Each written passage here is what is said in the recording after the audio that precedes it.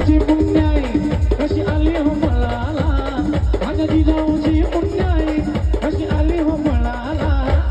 तुमचं आमचं नातं काय? जय जिजाऊ जय शिवराय. आवाज कसा आला पाहिजे? अरे तुमचं आमचं नातं काय? तो बापाचा माप माग शिव माझ्या जन्मला, तो बापाचा माप माग शिव माझ्या जन्मला.